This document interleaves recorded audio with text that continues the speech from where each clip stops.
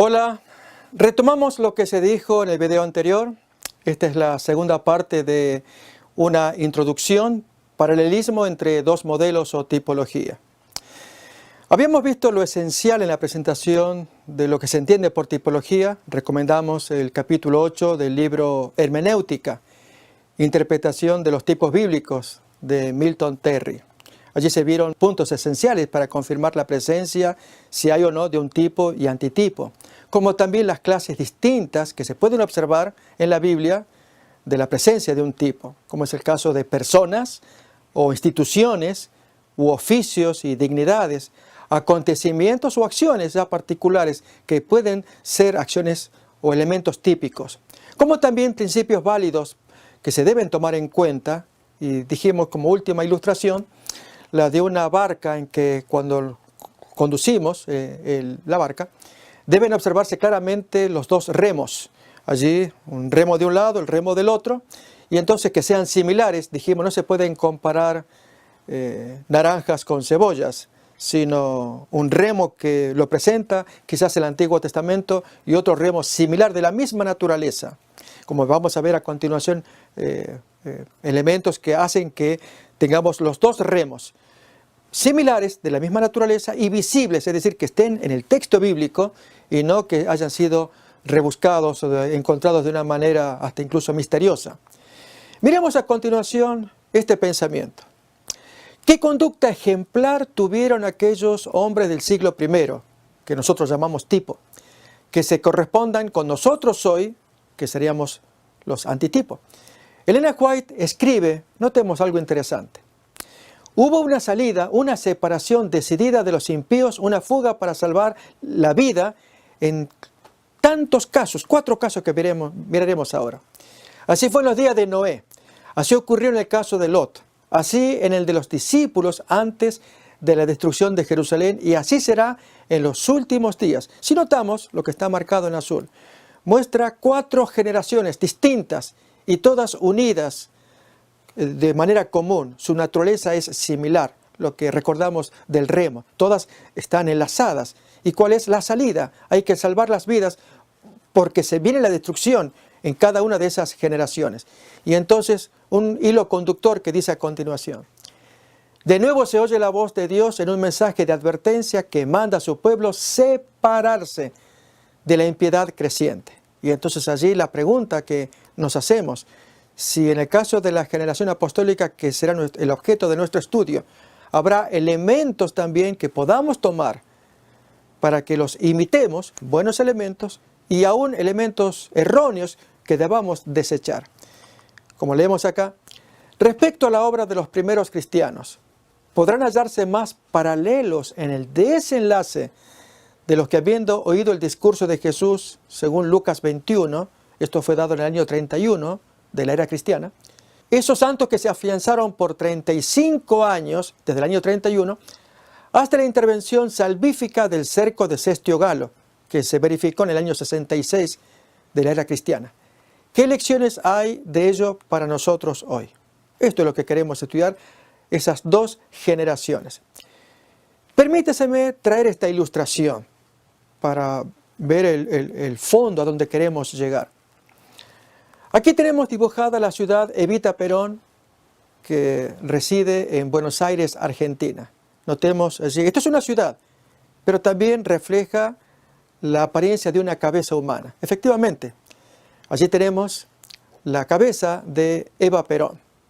Y luego la ciudad ya terminada, iluminada, una fotografía tomada en la noche, con un círculo o una periferia en rojo para poder distinguirla. Esta ciudad fue construida en 1947, que reproduce la cabeza, como si fuera maqueta, de Eva Duarte, la esposa del entonces presidente argentino Perón. Pero entonces la lección que deseo compartir viene ahora. Así también los últimos años de la Iglesia Apostólica en Jerusalén constituyen una maqueta o un mapa en que pueden verse desarrollados eventos proféticos que se reproducen también en la postrimería de la Iglesia Adventista. Y para ello veremos Lucas 21, que será nuestro meollo de estudio a continuación, y también su doble cumplimiento, como lo expresa Elena White. Por lo tanto, ¿qué vamos a mirar a continuación? Este es el fondo, el basamento de nuestro estudio. Lucas capítulo 21, Jesús pronunció este discurso de doble cumplimiento que se encuentra tanto en Lucas 21 como también en Mateo 24, que es texto conocido. Lo que vamos a leer a continuación de Lucas, se escogió Lucas porque está mejor delineado, ya vamos a mirar, está separada las partes, muy bonito. Es exactamente lo mismo que trae Mateo 24, pero decimos de doble cumplimiento, porque el texto avanza hacia ello. El Señor dio el discurso o el sermón, recordemos profético también se suele decir, a sus discípulos oyentes con motivo de las piedras votivas y lo bello del templo de Jerusalén, nos acordamos, pero a la vez lo mostraba como un preludio de lo que ocurría después en la real segunda venida del Maestro. Por lo tanto, todo lo que él dijo tuvo un primer cumplimiento en época de los apóstoles y un posterior cumplimiento que sería en nuestros días. Pues miremos el texto, recordemos, y vamos a ser muy enfáticos en esto. Esto va a ser el meollo, la base, el fundamento en el que se basa este estudio que estamos presentando. Lucas 21, versículo 5 en adelante leemos.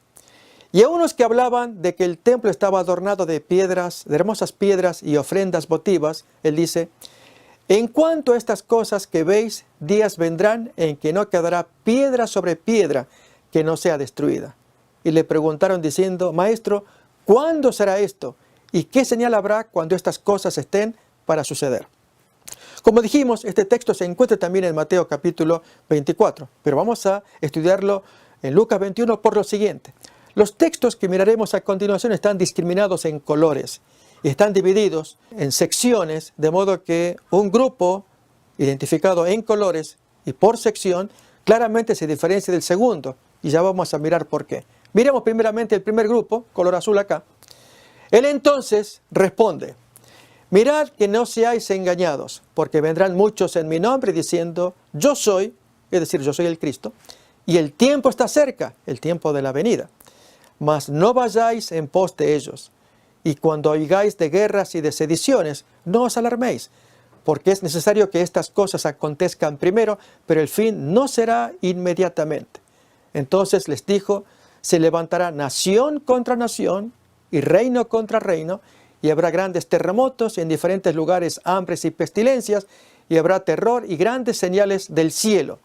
Así es como Jesús comienza a enumerar las señales. Pero ahora entramos a un nuevo ramillete de versículos y de señales también, pero con otro color. Ya miraremos por qué.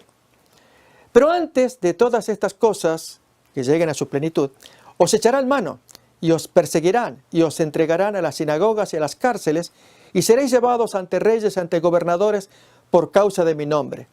Y esto os será ocasión para dar testimonio. Proponed en vuestros corazones no pensar antes cómo habéis de responder en vuestra defensa, porque yo os daré palabra y sabiduría, la cual no podrán resistir ni contradecir todos los que se opongan. Mas seréis entregados aún por vuestros padres y hermanos y parientes y amigos, y matarán a algunos de vosotros. Y seréis aborrecidos de todos por causa de mi nombre. Pero ni un cabello de vuestra cabeza perecerá. Con vuestra paciencia ganaréis vuestras almas. Una lección, un mensaje corto que podemos extraer aparece en el versículo 14-15. La recomendación, propongan en su corazón no pensar cómo habrán de responder. No significa que no nos preparemos o estudiemos lo suficiente y entonces aparecer en esos días totalmente sin la debida preparación, sino que la fuerza del versículo aparece en el siguiente, en el 15, cuando dice, porque yo daré palabra. Y ese yo muestra a Jesús morando en el creyente. Es decir, el Maestro promete responder al creyente, pero si el creyente tiene comunión con el Salvador. Esto es muy importante. Un creyente que ame a su Señor, aunque tenga menor conocimiento o aún escaso conocimiento. Sin embargo, el Señor hará maravillas por medio de ese hombre, de esa persona, porque Dios está morando en el corazón. En contraste con aquellos que quizás puedan tener mucho conocimiento, pero si el orgullo, la soberbia les acompaña, evidentemente serán un fracaso. Pero avanzamos con las señales. Ahora de color morado. Versículo 20. Pero cuando viereis a Jerusalén rodeada de ejércitos, sabed entonces que su destrucción ha llegado. Entonces los que estén en Judea huyan a los montes, y los que en medio de ella váyanse, y los que estén en los campos no entren en ella. Porque estos son días de retribución, para que se cumplan todas las cosas que están escritas. Mas ay de las que estén encintas y de las que críen en aquellos días, porque habrá gran calamidad en la tierra e ira sobre este pueblo. Y finalmente, un ramillete, diríamos, como broche final, en este color, versículo 24. Y caerán a filo de espada, y serán llevados cautivos a todas las naciones, y Jerusalén será hollada por los gentiles, hasta que los tiempos de los gentiles se cumplan. Lucas capítulo 21, desde el versículo 5 al 24. Ahora bien, ¿qué observamos a continuación? Miremos, en las señales que Jesús dio a sus discípulos respondiendo a su pregunta, ¿cuándo será esto y qué señal habrá de estas cosas que van a ocurrir? Podemos advertir señales que podríamos llamar puertas afuera, las que se producen fuera del cuerpo de Dios, del cuerpo de Cristo que es la iglesia, o diríamos puertas afuera de la iglesia. Esto tiene que ver con guerras, tumultos, terremotos, hambres, pestilencias, falsos profetas, etc. Cuánta cosa que ocurre puertas afuera. Pero también tenemos ahora puertas adentro, desde el versículo 12 al 18. Son las señales que se producen dentro del pueblo de Dios, cuando son tomados o echados a mano, dice allí, y son perseguidos y echados ante los reyes para que den testimonio, que aún hermanos y parientes ocasionarían traición, etc. Son todas señales producidas dentro del pueblo de Dios. En cuanto al tercer ramillete, diríamos que el Señor revela una puerta de escape. Cuando viereis a Jerusalén rodeada de ejércitos, sabed entonces que su destrucción ha llegado. Entonces, esta es la clave para poder escapar a todas las demás señales anteriores, por lo menos la última que tiene que ver con la destrucción de Jerusalén. Por lo tanto, llamamos a esta una puerta de escape, versículos 20 al 23. Pero finalmente debía producirse la puerta derribada, versículo 24, cuando Jerusalén es pisoteada, hollada, dice allí, y todos muertos y cautivos. Bien, aquí tenemos el juego de versículos. La pregunta que surge es, ¿esto tiene doble cumplimiento? Esta es la gran pregunta. Un cumplimiento que se verificó en el primer siglo y luego un cumplimiento que se verifica posterior al primer siglo y especialmente en nuestro tiempo, en nuestro siglo. Y especialmente lo que tiene que ver con Jerusalén, tanto el rodeo a la ciudad de Jerusalén tendrá algún doble cumplimiento con nuestro tiempo. Y cuanto más la misma destrucción de Jerusalén que tuviera un doble cumplimiento con nuestro tiempo. Sí, ahí vamos a mirar a continuación en algunas citas que son iluminadoras.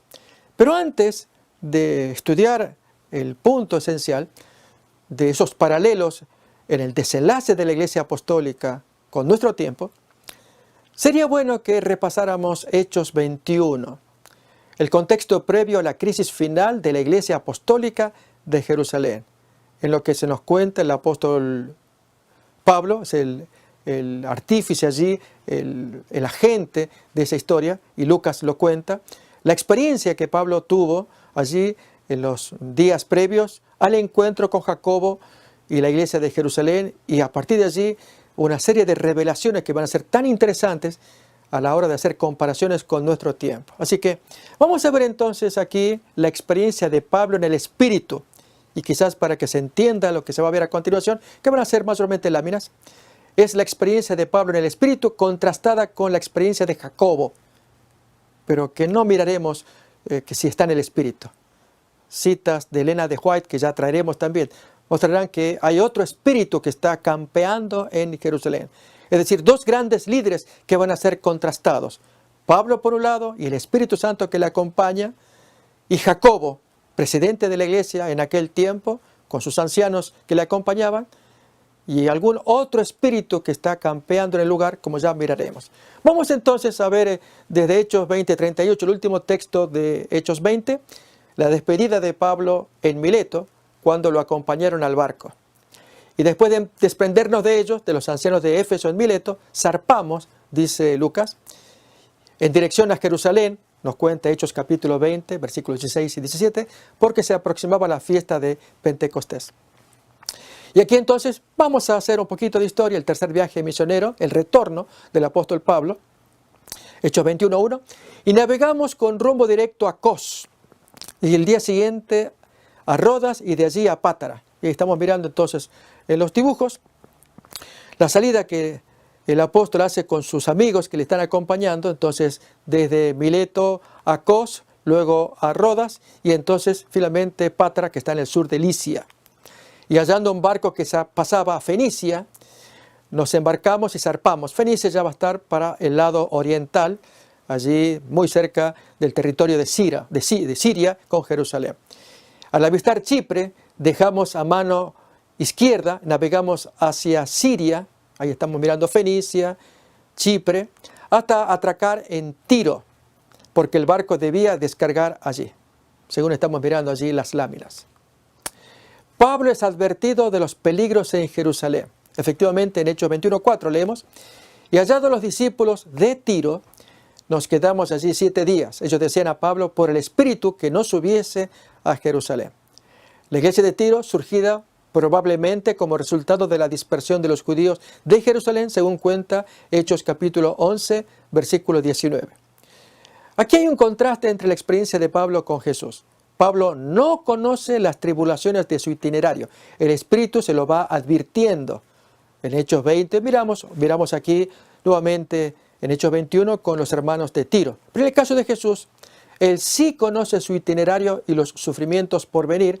Cuando nos acordamos de aquel texto en Lucas 9:51, que nos dice Jesús que dígale a esa zorra que yo me quedo hoy, mañana, pasado, hablándole a Herodes. Por lo tanto, Jesús conocía su itinerario. Él sabía bien el tiempo que debía padecer su crucifixión. En cambio, en el caso de Pablo, él tenía que ver camino por camino, avanzar por fe en lo que él creía que era su misión. Lo cierto es que Pablo depende solo del Espíritu. No es un rebelde del Espíritu. Alguno pensaría que si le están advirtiendo, él se está rebelando. No, el Espíritu le advierte qué es lo que va a pasar. Entonces, que él tome valor, coraje y avance en ese ministerio. En el caso de Jesús, lo mismo. Él sabía lo que iba a acontecer, pero él tenía que valerse, tomarse todo el valor para avanzar en el camino. Por lo tanto, coincidimos en que Pablo depende del Espíritu, no es rebelde contra el Espíritu, pero en contraste con Jacobo, que ya vamos a mirar, allí hay un problema serio. Hay otro espíritu que está dominando en el seno de la dirección de la Iglesia Apostólica. Esto se revela en Hechos 21, texto al cual estamos apuntando para llegar. Lo cierto es que Pablo es fortalecido con los hermanos de Tiro. Como dice el texto, cumplidos aquellos días, salimos mientras nos acompañaban todos con sus mujeres e hijos hasta fuera de la ciudad y puestos de rodillas en la playa, oramos. Y despidiéndonos unos de otros, nos embarcamos en el barco y ellos regresaron a sus casas. Hechos 21. Siempre los textos previos al encuentro con Jacobo y nos va revelando el espíritu que va acompañando al apóstol Pablo. Sigue el viaje misionero. Ahora dice el texto, y nosotros completamos la navegación, saliendo de Tiro y arribando ahora a Tolemaida, como estamos mirando en el mapa. Y habiendo saludado a los hermanos, nos quedamos con ellos un día. Al día siguiente zarpamos y llegamos así entonces a Cesarea. ¿Qué es lo que va a pasar en Cesarea? Hay 99 kilómetros hasta Jerusalén. Miramos en la imagen de color amarillo. Pues Pablo es hospedado por Felipe y su familia. Nos acordamos aquel Felipe que tuvo que huir allí cuando fue la persecución del mismo Saulo de Tarso. Y Felipe es uno de los diáconos, también evangelista. Sus hijas evangelizan también. Y ahora, después de casi 20 años, se reencuentran ellos allí para un signo de amistad, de amor, de afecto. El gran perseguidor Saulo y Felipe, que fue perseguido, pero él cumplió un ministerio.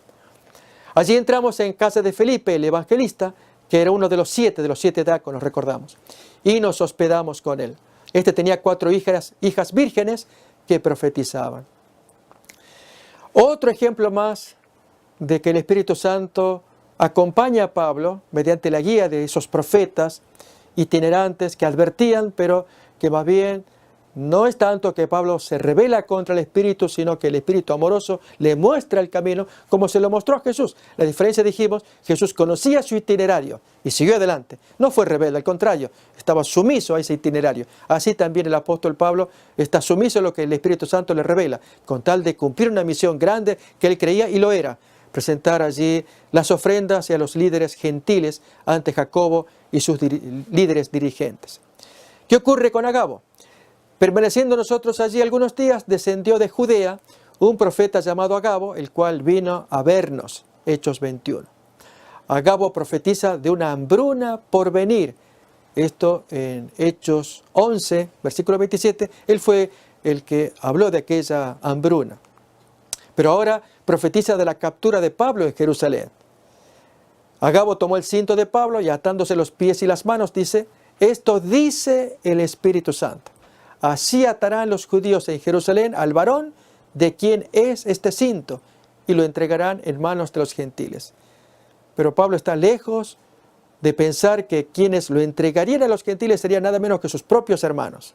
Efectivamente, el mal consejo que Jacobo dio, ya vamos a examinar ese punto, para que se cumpla aquel texto nos acordamos de Lucas 21, cuando se dijo que aún los mismos hermanos entregarían a otros. Pero aquí fue un accidente, pero muy triste, porque acá se depende mucho de quién es el Espíritu que guía a quién.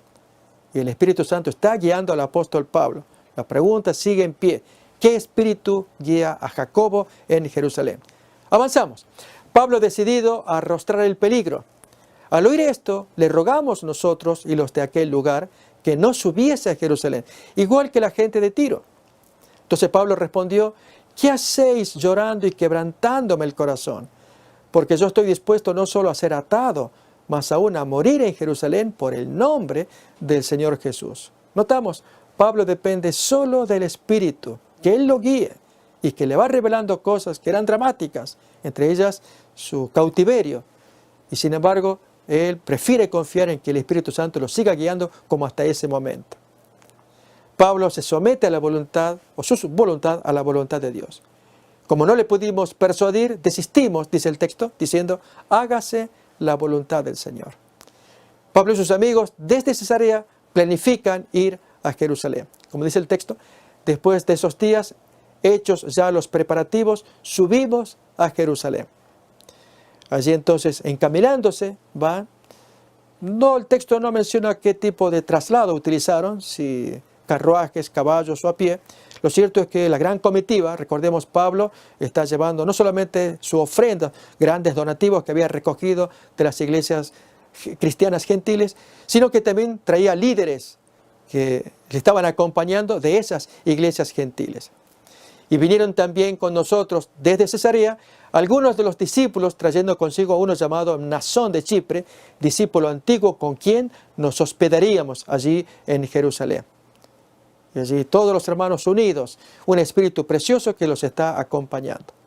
Mnasón hospeda a Pablo y a sus amigos en Jerusalén. La bienvenida cristiana a Pablo y sus amigos, un texto muy bonito, emotivo.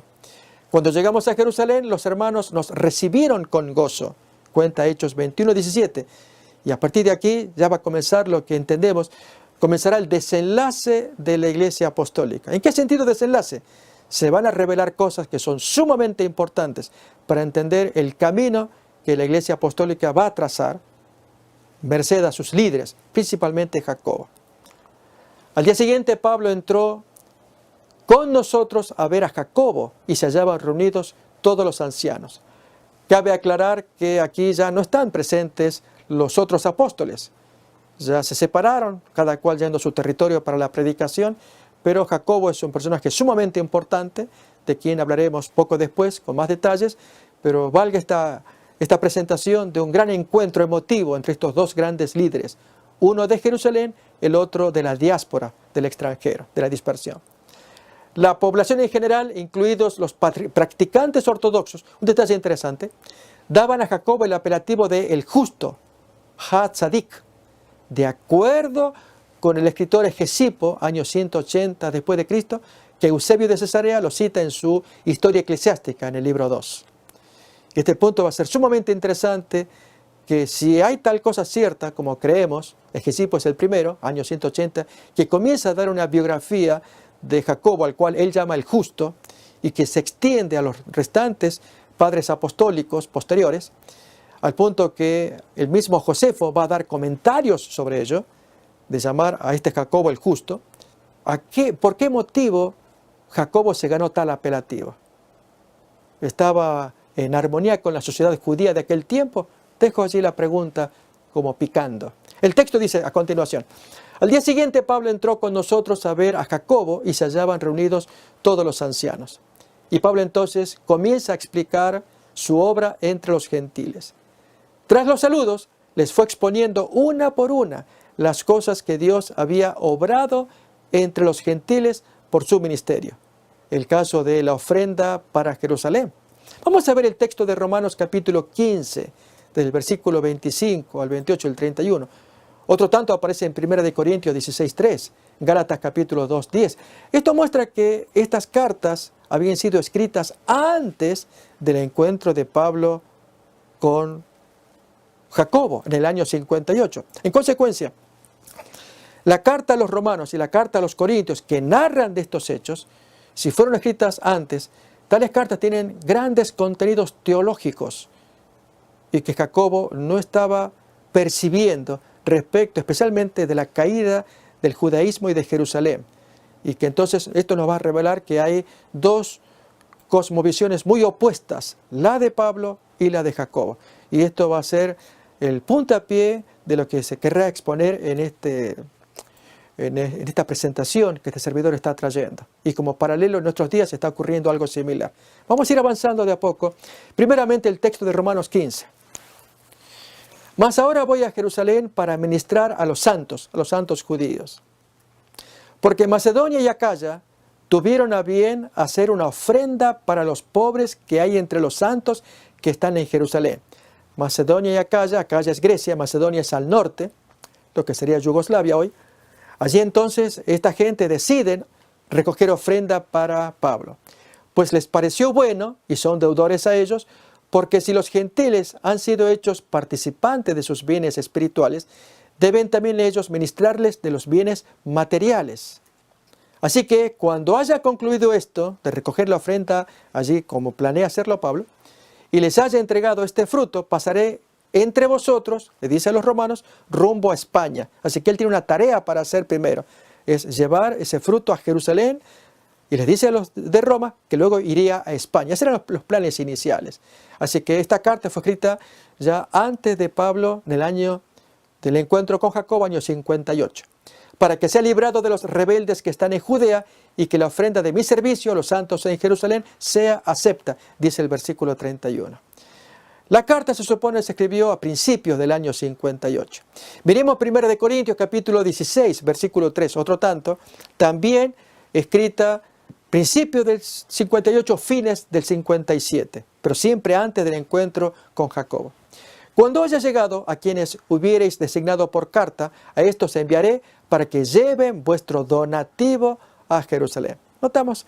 Así entonces miramos con ello cuán cierto es que Pablo sabía lo que estaba haciendo. Asimismo, veamos aquí Hechos capítulo 20, versículos 3 y 4, los líderes que están acompañando a Pablo, líderes gentiles, que van a ser presentados ante Jacobo en Jerusalén. Después de haber estado allí 3 meses y siéndole puestas acechanzas por los judíos cuando se embarcase para Siria en dirección a Jerusalén, tomó la decisión de volver por Macedonia, dar una vuelta en U, diríamos nosotros, volver por la zona de Yugoslavia y Grecia, diríamos en tiempos modernos. Versículo 4 ahora, miramos la gente que le acompañaba. Y le acompañaron hasta Asia, Sópater de Berea, Aristarco y Segundo de Tesalónica, Gallo representando a Derbe y Timoteo, y de Asia Tíquico y Trófimo. Eran los amigos que estaban acompañándole para llegar juntos allí y ser presentados en Jerusalén. Aún incluso aparece un hermano, cuyo nombre no se sabe, pero muchos autores suponen que es Lucas, porque él va a ser testigo ocular de los eventos.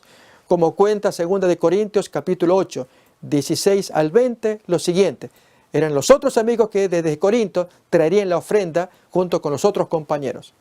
Pero gracias a Dios que puso en el corazón de Tito la misma solicitud por vosotros. Pues a la verdad recibió la exhortación, pero estando también muy solícito por su propia voluntad, partió para ir a vosotros. Y enviamos juntamente con él al hermano, y ahí está el nombre, cuyo nombre no sabemos, pero muchos autores suponen que es Lucas, cuya alabanza en el Evangelio se oye por todas las iglesias. Y no solo esto, sino que también fue designado por las iglesias como compañero de nuestra peregrinación para llevar este donativo, que es administrado por nosotros para la gloria del Señor mismo y para demostrar vuestra buena voluntad, dice Pablo a los Corintios, evitando que nadie nos censure en cuanto a esta ofrenda abundante que estamos administrando. Entonces, este nuevo compañero sería Lucas, quien como testigo ocular escribiría el libro de Hechos, y como se sabe, él escribe en primera persona, plural, en algunas porciones muy importantes, y en esta porción en particular de Hechos 21, él es testigo ocular.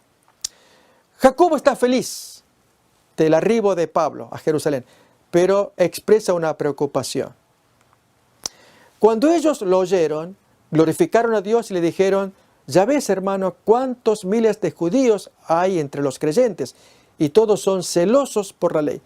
Observemos en Jacobo una preocupación que no tiene mucha relación con la misión de Pablo, lo que él ha expuesto, al decir ellos mismos como testigos, de escuchar lo que escuchaban, que daban gloria a Dios por las grandes obras que se producían en el extranjero. Gentiles que creían, la obra crecía, se traía el donativo, aparecían líderes gentiles, pero Jacobo está preocupado por lo que ocurre dentro de casa en Jerusalén. Y es el celo por la ley de Moisés, y Pablo, que está siendo un elemento alterador que causa disturbio. ¿En qué sentido? Miremos. Aquí los líderes apostólicos atados al sistema judaico. Allí Jacobo con sus ancianos dialogando con el apóstol Pablo. Pero se les ha informado en cuanto a ti que enseñas a todos los judíos. Eso es falso. Pablo nunca enseñó a un judío, enseñaba a los gentiles, que están entre los gentiles, a apostatar de Moisés, diciéndoles que no circunciden a sus hijos ni observen las costumbres. Aquí el error del apóstol Jacobo es haber creído tales rumores en lugar de averiguar de primera boca de Pablo cuál era el ministerio y sobre todo la revelación que Dios le estaba dando a Pablo. Ya dijimos, las cartas a Romanos y a Primera y Segunda de Corintios habían sido escritas antes. Por lo tanto, había luz que expresar. Y si él hablaba acerca de estos asuntos, de dejar a Moisés, no circuncidar a los hijos, esto lo menciona ya la carta a los Romanos, capítulo 2, que un judío circuncidado pero que no cumple la ley, para Dios no sirve, en contraste con un gentil que cumple la ley y que manifiesta que tiene circuncidado su corazón, aunque esté incircunciso carnalmente. Esto aparece en Romanos capítulo 2. Pero para Jacobo era muy grande esa preocupación, por lo cual notemos las sugerencias y comentarios que a partir de aquí van a ser erróneos. Y a esto nos referíamos con qué espíritu acompaña a quién, a Pablo y a Jacobo. ¿Qué hay de esto? Porque de todas formas se van a enterar de tu venida. Allí entonces todos estos líderes apostólicos, atados al sistema, van a expresar opiniones. Haz pues esto que te decimos. Hay entre nosotros 4 hombres que tienen obligación de cumplir voto. Y se está refiriendo a Números capítulo 6, el voto o el compromiso de cerrar su voto de nazareato. Y esto era cortarse el pelo y pagar la ofrenda respectiva porque terminaban su nazareato. Y comprometer a Pablo para que él aparente estar en cumplimiento con las leyes judías era la invitación.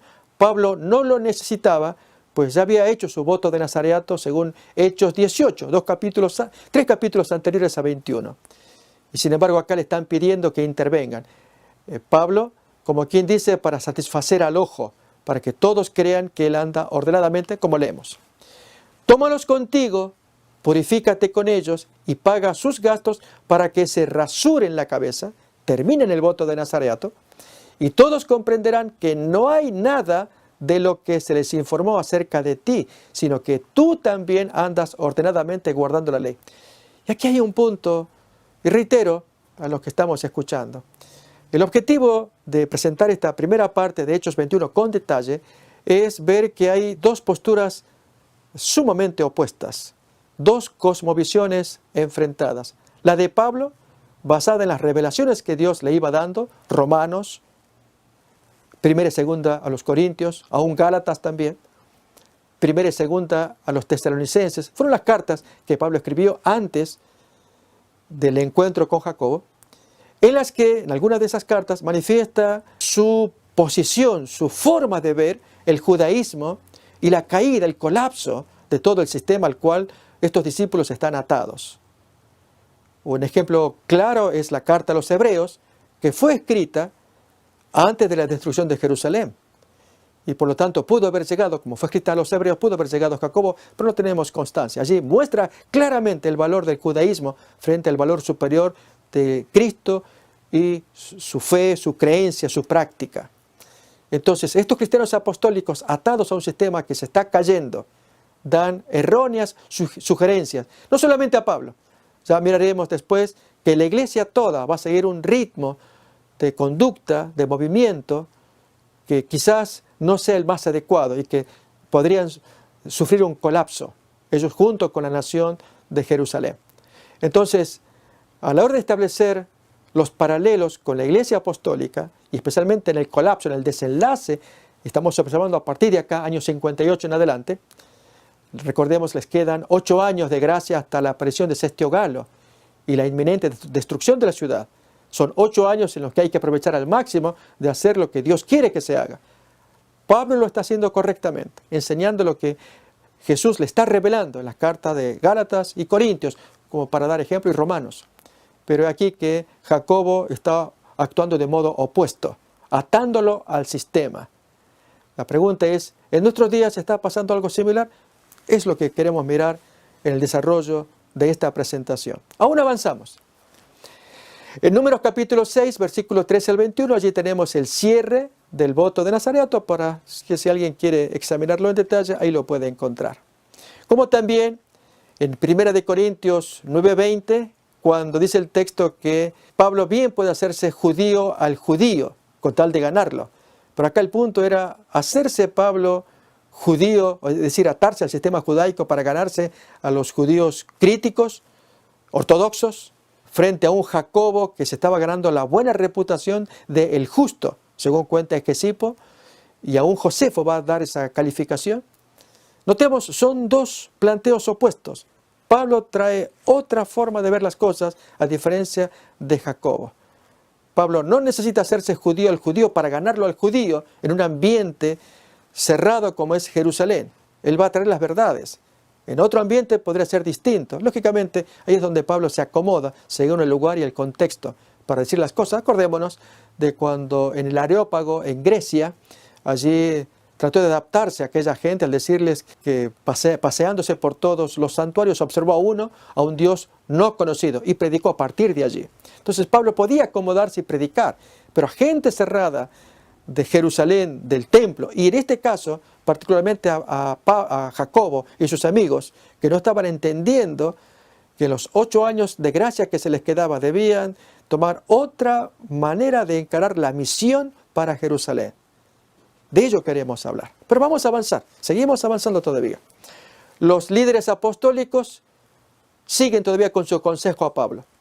Por lo que se refiere a los gentiles que han abrazado la fe, ya les hemos escrito, ordenándoles que se abstengan de los sacrificados a los ídolos, de sangre, ahogado y fornicación, como apareció unos 9 años antes en el concilio de Jerusalén del año 49. Así que Jacobo recuerda ese hecho. Allí hizo un muy buen papel Jacobo con todos los compañeros cuando votaron aquel acuerdo de dar los mensajes para los gentiles. Entonces Jacobo les recuerda a Pablo que para que no se confunda, ya los gentiles tienen su misión. Pero esto es una cuestión interna judía. Pablo acepta cumplir el desacertado consejo. Y ya miraremos por qué fue desacertado. Entonces Pablo tomó consigo a aquellos hombres y al día siguiente, habiéndose purificado con ellos, entró en el templo para anunciar el cumplimiento de los días de la purificación, cuando había de presentarse la ofrenda por cada uno de ellos. ¿Por qué decimos desacertado? El apóstol Jacobo estaba obrando en forma opuesta a lo enseñado por el maestro en Mateo capítulo 6. Cuando enseña que los servicios religiosos no deben ser hechos para satisfacer al ojo. Cuando Jesús enseña, cuando ores y ayunes, tú lávate la cara, ponte bonito, acicálate para que no vean que estás ayunando o estás orando. Mateo capítulo 6. En el caso de Jacobo es al revés. Haz el servicio para que te vean que estás en armonía con la ley. Entonces, ese tipo de acción al Señor no le agrada. No le pasó eso a Pedro en Gálatas, según cuenta el libro de Gálatas en Antioquía, cuando se movía con los gentiles y comía con ellos, pero luego de ver que venían emisarios de parte de Jacobo, les tuvo miedo. Jacobo entonces es un líder severo, y entonces se acomodó al nuevo contexto, a las visitas que venían, y el texto dice que se apartó de los gentiles y los arrastró a sus compañeros que venían, y aún a Bernabé, a una hipocresía, a un doble comportamiento. Y Pablo allí en el libro de Gálatas capítulo 2 es muy severo en la forma como sanciona la conducta del apóstol Pablo por causa de Jacobo, o el efecto de su liderazgo. Es lo que estamos mirando acá. Algo está pasando con el liderazgo de Jacobo, que esto iremos desarrollando en esta presentación. Lo que importa ahora es que estamos viendo dos cosmovisiones muy diferentes, la de Pablo, la de Jacobo. La de Pablo basándose en las revelaciones que Dios le da, carta a los romanos, a Gálatas, primera y segunda a los corintios, primera y segunda a tesalonicenses. En ellas, en varias de ellas, se revela una caída del judaísmo, un colapso que se avecina. Las instituciones se están degradando y son inválidas a la vista de Dios. El caso de la circuncisión, Romanos capítulo 2, es un ejemplo. Segunda de Corintios capítulo 3, cuando Pablo dice, tienen un velo que no logran ver la superioridad de Cristo, a quien se mira cara a cara, mientras que a Moisés hay que mirarlo con la cara cubierta, ignorando el fin de eso que se tiene que acabar. Eso los judíos ortodoxos no lo miraban, y pareciera que Jacobo tampoco, porque está induciendo a Pablo a que se meta en el sistema que ya se está por caer, cuando en verdad la misión de Jacobo debiera ser la de Pablo, predicar, como lo hacía en el extranjero, de la caída del judaísmo y el advenimiento del Señor. Pero Jacobo estas cosas aparentemente, como iremos mirando en el estudio, las está omitiendo. Por algo se está ganando el apodo de el justo, como le llama a Egesipo, y a un Josefo, que ya miraremos. Vamos a avanzar todavía. Ahora los judíos de la diáspora, es decir, de la dispersión, del extranjero, reconocen a Pablo.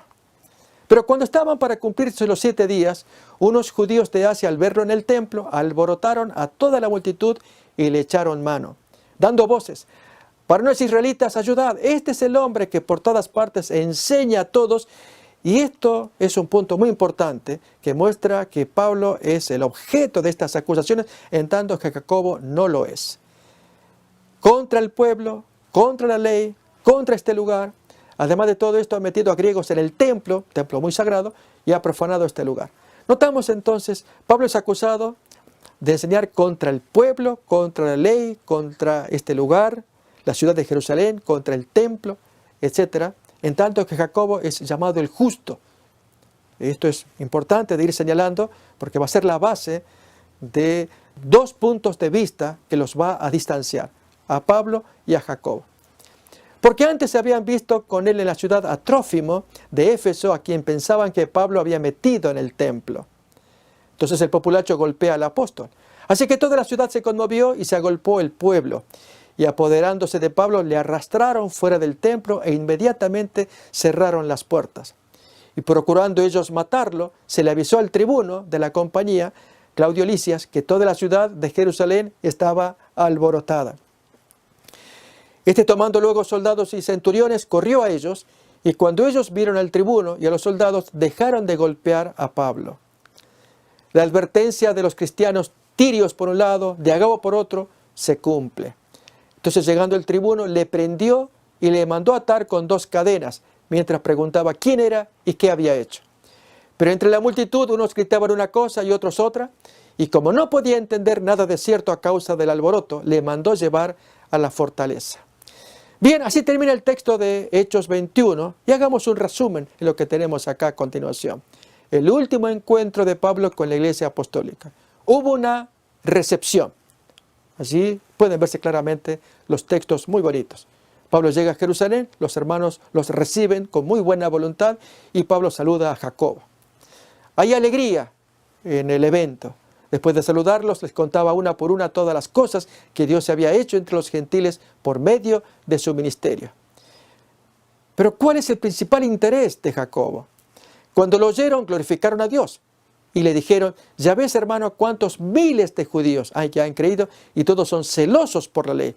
Notemos, hay un interés distinto de lo traído por Pablo. Pablo está hablando de los gentiles y esta gente remacha allí el interés por lo suyo, su casa, Jerusalén, y la fama que Pablo se había ganado, una mala fama, una infamia, porque Pablo no enseñaba semejante cosa de apostasía entre judíos. Por lo tanto, la preocupación: se les ha informado acerca de ti que tú enseñas a apartarse de Moisés a todos los judíos que están entre los gentiles. Al final seguramente oirán que has venido. ¿Qué vamos a hacer? Esa era la preocupación.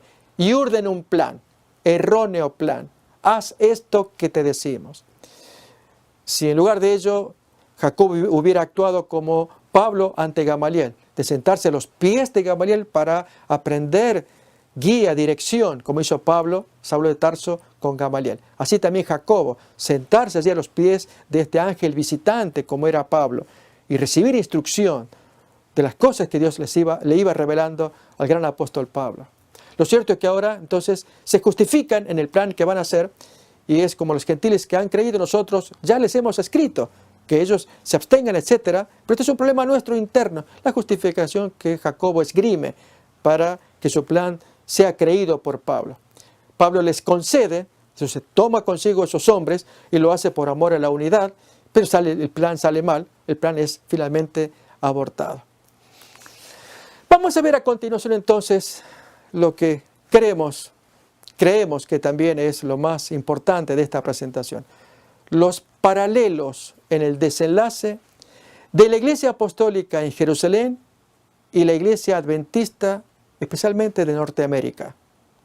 Paralelos que iremos mirando y desarrollaremos a lo largo de este estudio. Recordemos, esta es la segunda parte de nuestro primer tema, que fue la introducción, paralelismo entre dos modelos o tipología.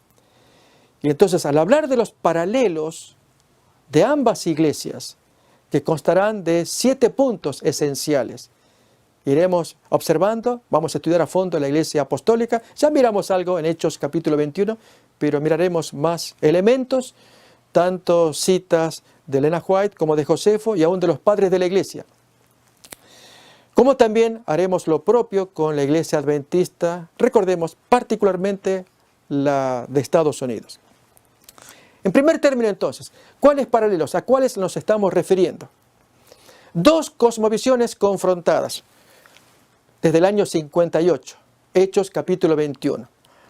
O es una cosmovisión bíblica, la del apóstol Pablo, una cosmovisión revelacional, donde Dios le va revelando y se va armando la Biblia también, Romanos, Gálatas, 1 y 2 los Corintios, etc. O es una cosmovisión situacional, como la de Jacobo, donde para él parece prevalecer el estar ubicado en buena situación o dar importancia a la situación que lo rodea. A ver, lo digo de otra manera. La fuente de autoridad para el apóstol Pablo es la revelación bíblica. La fuente de autoridad para el apóstol Jacobo, de acuerdo al texto de Hechos 21, es lo que la situación impone. Tratar de ubicarse en esa situación, o sea, adaptarse a la cultura, al contexto social, al entorno, a la situación que se está viviendo, y allí entonces escribir un plan de evangelismo, un plan de adaptación por la circunstancia que se está viviendo, y no tanto por lo que el texto bíblico revela, como a Pablo, que ya el judaísmo estaba para caer, según cuenta 2 de Corintios capítulo 3 y otros textos que se irán observando. Por lo tanto, aquí vemos dos cosmovisiones confrontadas: la bíblica del apóstol Pablo o la situacional del apóstol Jacobo. En consecuencia, hay dos mensajes excluyentes. Son opuestos, hijos de cada cosmovisión. Desde el año 58 al 60 se va a observar lo siguiente: o un mensaje paulino, o un mensaje judaico.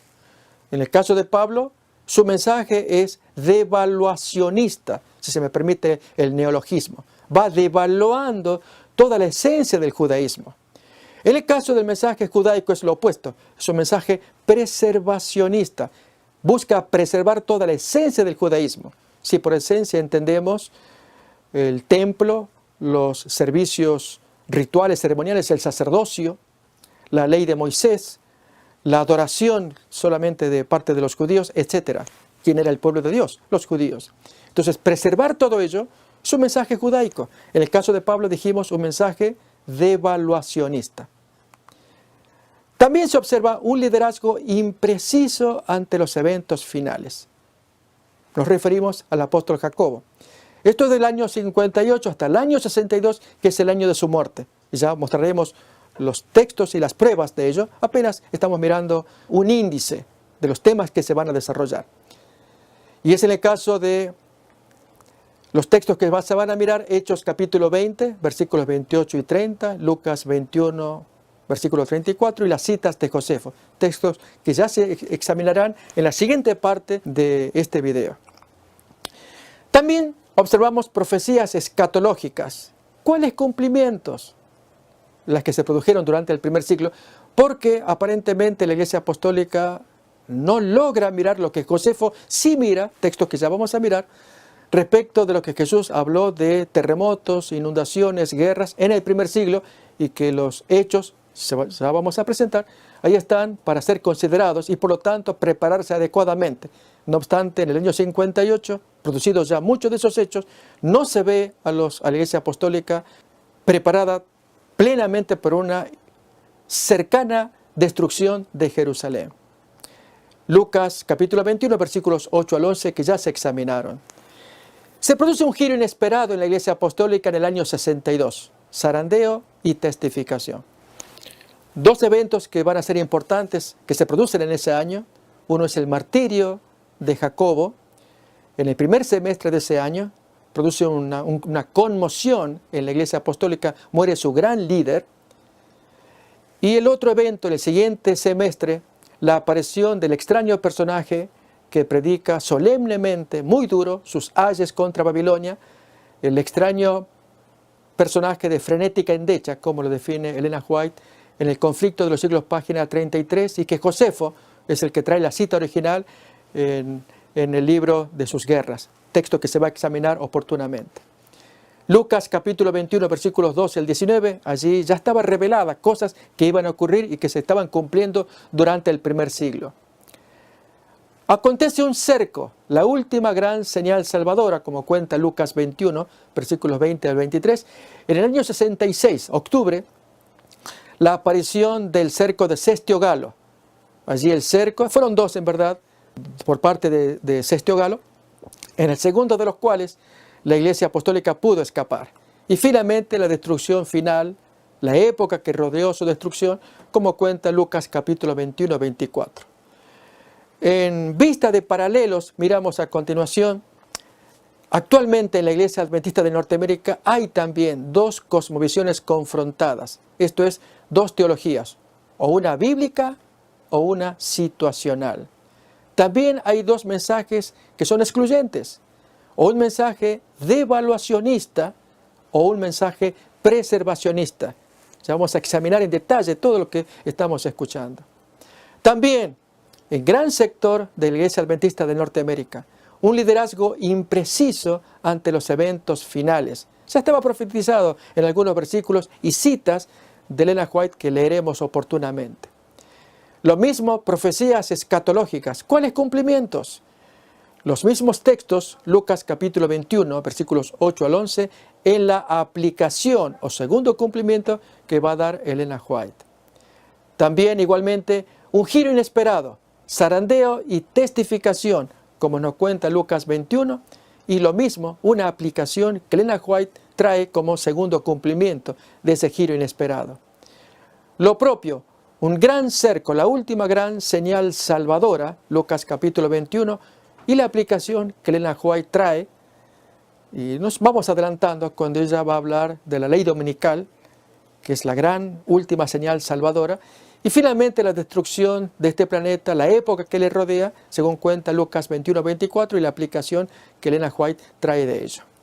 Esto que vimos a continuación, vamos a examinarlo en detalle en el siguiente video para cerrar entonces este primer tema, que es la introducción, paralelismo entre dos modelos o tipología. Queremos decir que estaremos en contacto hasta la siguiente emisión, el siguiente video, pensando en esta lámina que observamos. Hay paralelos importantes de observar entre lo ocurrido en la Iglesia Apostólica y lo que está ocurriendo en la Iglesia Adventista, particularmente aquí en el cono de Norteamérica, la Iglesia Adventista Americana. Hasta que nos veamos, que Dios los bendiga.